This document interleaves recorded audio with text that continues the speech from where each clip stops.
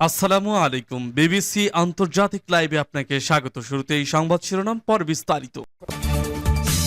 পুরোদমে ইসরায়েল, ফিলিস্তিন, Iran, Hezbollah যুদ্ধ চলছে, জানিয়ে দিব আমাদের হাতে থাকা সর্বশেষ গুরুত্বপূর্ণ আপডেট। আন্তর্জাতিক সংবাদ, জিম্মি মুক্তির দাবিতে ইসরায়েলি হাজার হাজার মানুষের বিক্ষোভ।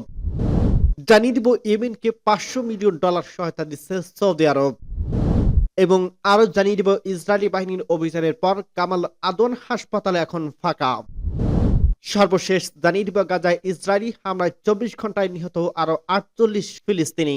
শুনছিলেন সংবাদ শিরোনাম, এরপর বিস্তারিত। তার আগে অনুরোধ থাকবে, ভিডিওটি যদি ভালো লেগে থাকে ভিডিওটিতে একটি লাইক এবং কমেন্ট করে জানিয়ে দিন ভিডিও সম্পর্কে আপনার মূল্যবান মতামত, এবং আরো কমেন্ট করে জানিয়ে দিন ভিডিওটি আপনি কোথা থেকে দেখছেন এবং শুনছেন। জিম্মি মুক্তির দাবিতে ইসরায়েলি হাজার হাজার মানুষের বিক্ষোভ। গাজায় ফিলিস্তিনের স্বাধীনতাকামী সংগঠন হামাসের হাতে জিম্মিদের উদ্ধার করতে একটি চুক্তি সইয়ের দাবিতে ইসরায়েলের প্রধানমন্ত্রী বেঞ্জামিন নেতানিয়াহুর বিরুদ্ধে রেকর্ড সংখ্যক মানুষ বিক্ষোভ করছেন। শনিবার 28 ডিসেম্বর এক প্রতিবেদনে এই খবর দিয়েছে টাইমস অব ইসরায়েল। সাম্প্রতিক সময় গাজার যুদ্ধ বন্ধ এবং জিম্মি মুক্তি নিয়ে হামাস ও ইসরায়েলি উভয় পক্ষকে আলোচনার অগ্রগতির কথা জানিয়েছে, তবে এখন পর্যন্ত একমত হতে পারেনি। শনিবার হানুক্কার চতুর্থ রাতে হাজার হাজার জিম্মি চুক্তির সমর্থক সমবেত এবং দেশ জুড়ে সরকার বিরোধী বিক্ষোভে অংশ নেয়। মিছিল শুরু হওয়ার আগে তেল আবিবে এক সংবাদ সম্মেলনে বেশ কিছু জিম্মির পরিবারের নেতানিয়াহুর তীব্র সমালোচনা করছেন। জিম্মি নিমরোদ কোহেনের বাবা ইহুদা কোহেন দাবি করছে, প্রধানমন্ত্রী বেঞ্জামিন নেতানিয়াহু মার্কিন প্রেসিডেন্ট নির্বাচনে ডোনাল্ড ট্রাম্পকে বিশ্বাস করার জন্য প্রতারণা করার চেষ্টা করছেন। তিনি ট্রাম্প হামাসের সাথে একটি চুক্তিতে পৌঁছাতে সত্যিই আগ্রহী। কোহেন বলেন, প্রিয় প্রেসিডেন্ট ট্রাম্প, নেতানিয়াহু আপনাকে ধোঁকা দেওয়ার চেষ্টা করছেন। যুদ্ধের অবসান এবং সমস্ত জিম্মিকে ফিরিয়ে দেওয়ার ইসরায়েলের রাষ্ট্রের স্বার্থ। আপনি হতে পারেন শেষ ব্যক্তি যিনি নেতানিয়াহুর উপর চাপ সৃষ্টি করতে সক্ষম। একটি আংশিক চুক্তিতে আপোষ করবেন না, যা বাকি জিম্মিদের জন্য মৃত্যুদণ্ডে পরিণত হবে এবং যুদ্ধের অবসান ঘটাবে না। তিনি আরো বলেন, যুদ্ধ চালিয়ে যাওয়া এবং গাজায় সামরিক নিয়ন্ত্রণ বজায় রাখার বিষয়ে নেতানিয়াহু এবং প্রতিরক্ষা মন্ত্রীর আলোচনা সরকারের চরমপন্থীদের কাজ করে এবং এটি ইসরায়েলি স্বার্থের পরিপন্থী। এদিকে হামাস এক বিবৃতিতে বলছে, দখলদার সেনা প্রত্যাহার, যুদ্ধবিরতি, বন্দী বিনিময় এবং বাস্তুযুদ্ধের প্রত্যাবর্তন দিয়ে নতুন শর্ত আরোপ করছে, যা বিদ্যমান চুক্তিতে পৌঁছানোর পথে বাধা সৃষ্টি করছে।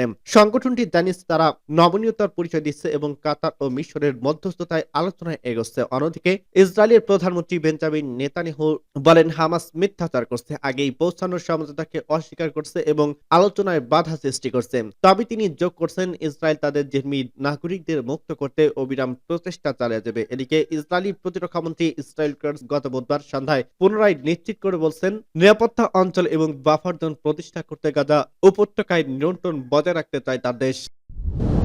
ইয়েমেনকে $500 মিলিয়ন সহায়তা দিচ্ছে সৌদি আরব। ইয়েমেনের জন্য $500 মিলিয়ন মূল্যের নতুন অর্থনৈতিক সহায়তা প্যাকেজ ঘোষণা করছে সৌদি আরব। এই সহায়তায় ইয়েমেনি সরকারের বাজেট শক্তিশালী করা, কেন্দ্রীয় ব্যাংকের স্থিতিশীলতা বজায় রাখা এবং ইয়েমেনি জনগণের উন্নয়ন ও স্থিতিশীলতা নিশ্চিত করার লক্ষ্য দেওয়া হয়। শুক্রবার সৌদি প্রেস এজেন্সি এসপি জানিয়েছে, এই প্যাকেজের মধ্যে $300 বিলিয়ন ইয়েমেনের কেন্দ্রীয় ব্যাংকে জমা রাখা হবে, যা দেশটির অর্থনৈতিক এবং আর্থিক পরিস্থিতি উন্নত করবে। বাকি $200 মিলিয়ন ডলার ব্যবহার করা হবে ইয়েমেনের বাজেট ঘাটতি পূরণে। নতুন এই সহায়তা সৌদি উন্নয়ন এবং পুনর্গঠন কর্মসূচি STRPOI এর মাধ্যমে পরিচালিত 1.2 বিলিয়ন উদ্যোগের অংশ, যা ইয়েমেনের খাদ্য নিরাপত্তা বৃদ্ধি, মজুরি এবং অপারেটিং খরচের সহায়তা এবং ইয়েমেনের সরকারের অর্থনৈতিক সংস্কার এজেন্ডা বাস্তবায়নের সহায়তা করবে। সৌদি আরব আশা করছে, এই অর্থনৈতিক সহায়তা ইয়েমেনের বেসরকারি খাতকে শক্তিশালী করে টেকসই অর্থনৈতিক প্রবৃদ্ধি, কর্মসংস্থান সৃষ্টি এবং জাতীয় অর্থনীতিকে আরো স্থিতিশীল পথে পরিচালিত করবে। STRPOI এর মাধ্যমে ইয়েমেনের বিভিন্ন সেক্টরে 260টির বেশি উন্নয়ন প্রকল্প বাস্তবায়িত হয়েছে, যার মধ্যে রয়েছে শিক্ষা ব্যবস্থা, পানি, শক্তি, পরিবহন, কৃষি এবং মৎস্য উন্নয়ন প্রকল্প। সৌদি আরবের পেট্রোলিয়াম ডেরিভেটিভ অনুদান ইয়েমেনের 80টি বিদ্যুৎ কেন্দ্র পরিচালনায় সহায়তা করছে, এনার্জির দক্ষতা বৃদ্ধি করছে এবং উৎপাদনশীল ও পরিষেবা খাত পুনরুজ্জীবিত করছে। সৌদি আরবের এই উদ্যোগগুলো ইয়েমেনের জীবনযাত্রার মান উন্নয়ন, শিক্ষা ও স্বাস্থ্য পরিষেবা নিশ্চিত করা এবং আর্থিক স্থিতিশীলতা বজায় রাখতে গুরুত্বপূর্ণ ভূমিকা রেখেছে। সূত্র আরব নিউজ। ইসরায়েলি বাহিনীর অভিযানের পর কামাল আদওয়ান হাসপাতাল এখন ফাঁকা। ইসরায়েলি বাহিনীর অভিযানের পর ফিলিস্তিনি উত্তর গাজায় কামাল আদওয়ান হাসপাতাল এখন ফাঁকা। এই অভিযানের পর উত্তর গাজায় আংশিক সচল সর্বশেষ এই হাসপাতালের সেবা কার্যক্রম বন্ধ হয়ে যায়। গতকাল শনিবার বিশ্ব স্বাস্থ্য সংস্থা WHO এর তথ্য অনুযায়ী গত শুক্রবার অভিযানের স্তম্ভিত উল্লেখ্য WHO এক বিবৃতিতে বলছে হাসপাতালগুলো আবার যুদ্ধক্ষেত্রে পরিণত হয়েছে। এ কারণে উত্তর গাজায় স্বাস্থ্য সেবা ভেঙে পড়ছে। WHOর বিবৃতিতে বলা হয় পরিকল্পিতভাবে স্বাস্থ্য ব্যবস্থা ধ্বংস করে ফেলা এবং উত্তর গাজায় ৮০ দিনের বেশি সময় ধরে চলা অবরোধ এই অঞ্চলে থাকা ৭৫,০০০ অবশিষ্ট ফিলিস্তিনিকে ঝুঁকির মধ্যে ফেলছে। ইসরায়েলি সামরিক বাহিনী এক বিবৃতিতে দাবি করছে উত্তর গাজায় ইসরায়েলি সেনারা বড় ধরনের অভিযান শুরুর পর হাসপাতালটি সন্ত্রাসী সংগঠনের ঘাঁটিতে পরিণত হয়েছিল। তবে এই অভিযোগ প্রত্যাখ্যান করছে ফিলিস্তিনের স্বাধীনতাকামী সংগঠন হামাস। হাসপাতালটি ১৫ জন মুমূর্ষু রোগী, ৫০ জন সেবাদানকারী এবং ২০ জন স্বাস্থ্যকর্মীকে শুক্রবার ইন্দোনেশিয়ার হাসপাতালে সরিয়ে নেওয়া হয়েছে। তবে এই হাসপাতালের আগে থেকে ইসরায়েলি হামলা ধ্বংসপ্রাপ্ত এবং অকার্যকর অবস্থায় রয়েছে। WHOর বিবৃতিতে বলা হয় এমন পরিস্থিতিতে সংকটপূর্ণ রোগীদের স্থানান্তর এবং চিকিৎসার বিষয়ে তাদের বেঁচে থাকার জন্য গুরুত্বপূর্ণ ঝুঁকি তৈরি করছে। তাদের শারীরিক সুস্থতা এবং কামাল আদওয়ান হাসপাতালের পরিচালককে নিয়ে WHO এর গভীরভাবে উদ্বিগ্ন। ইসরায়েলি বাহিনীর অভিযানের সময় তাকে আটক করা হয়। অভিযান শুরুর পর থেকে তার সঙ্গে আর কোনো যোগাযোগ করা যাচ্ছে না। প্রাথমিক খবর অনুযায়ী হাসপাতালে কিছু গুরুত্বপূর্ণ বিভাগ মারাত্মকভাবে পড়ে গেছে এবং ধ্বংস হয়ে গেছে বলে ইঙ্গিত মিলছে। এর মধ্যে হাসপাতালটির ল্যাব এবং অস্ত্রোপচার কক্ষ রয়েছে। কয়েকদিন ধরে হুমকি দেওয়ার পর শুক্রবার সকালে হাসপাতালটিতে অভিযান চালায় ইসরায়েলি বাহিনী। এ সময় হাসপাতালের পরিচালক হোসাম আবু সুফিয়ান সহ হাসপাতালের কয়েক ডজন কর্মীকে আটক করে নিয়ে যায় তারা।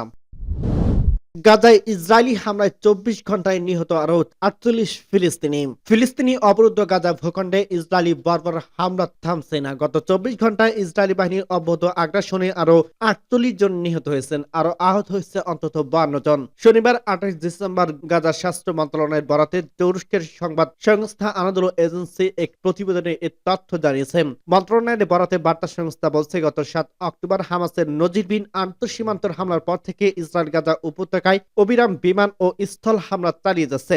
হামলায় উপত্যকাটিতে নিহতর মোট সংখ্যা বেড়ে প্রায় ৪৫,৫০০ জনে পৌঁছেছে। আরো অন্তত ১,০৮,০৯০ জন ব্যক্তি আহত হয়েছেন। গাজা স্বাস্থ্য মন্ত্রণালয় এক বিবৃতিতে জানিয়েছে অনেক মানুষ এখনো ধ্বংসস্তূপের নিচে এবং রাস্তায় আটকে পড়ে আছেন কারণ উদ্ধারকারীরা তাদের কাছে পৌঁছাতে পারছে না। ফিলিস্তিনের স্বাস্থ্য কর্তৃপক্ষের মতে গাজা উপত্যকা জুড়ে ধ্বংস হওয়া বাড়ির ধ্বংসস্তূপে এখনো ১০,০০০-এর বেশি লোক নিখোঁজ রয়েছে। মূলত গাজায় অবিলম্বে যুদ্ধবিরতির দাবি জানিয়ে জাতিসংঘের নিরাপত্তা পরিষদের প্রস্তাব সত্ত্বেও ইসরায়েল অবরুদ্ধ এই